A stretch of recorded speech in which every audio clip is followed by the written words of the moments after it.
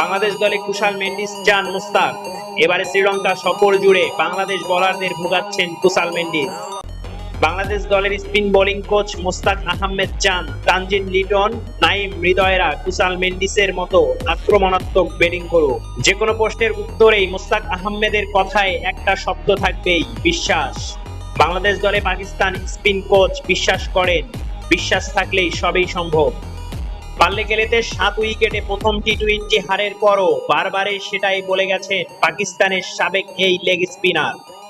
তার সব বিশ্বাস এক জায়গায় রাখলে যেটা দাঁড়ায় তা হলো নিজের উপর বিশ্বাস রেখে স্মার্ট আক্রমণাত্মক ক্রিকেট খেলতে হবে। সেটা করতে গিয়ে হেরে যাওয়ার ভয় পেলে হবে না, সরে আসা যাবে না ইতিবাচক মন মানসিকতা থেকে। এবারও পুরো সিরিজেই বাংলাদেশ বোলারদের হতাশা উপহার দিয়ে যাচ্ছেন শ্রীলঙ্কান ব্যাটসম্যান কুশাল মেন্ডিস। আজও পাতুম নিশাঙ্কা 16 বলে 42 আর তার 51 বলে 73 রানে শ্রীলঙ্কার জয়টাকে সহজ করেছে।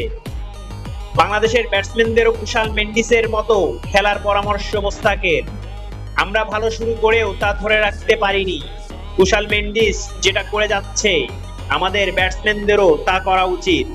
30-40 করে আউট না হয়ে গিয়ে ইনিংসটাকে বড় করতে হবে। প্রসঙ্গক্রমে মোস্তাক বলেছেন, বাম অরুর মাংসপেশির চোটের কারণে জাকির আলী না খেলায় কিছুটা দুর্বল হয়েছে বাংলাদেশ ব্যাটিং। পারভেজ হোসেন আর তানজিন হাসানের শুরুটা ভালো করেছে বলেই মোস্তাকের কথা। তারা ভালো ওপেনার, তবে তাদের দ্রুত কিছু জিনিস শিখে নিতে হবে যেন 40-50 রানেই আউট হয়ে না আসে।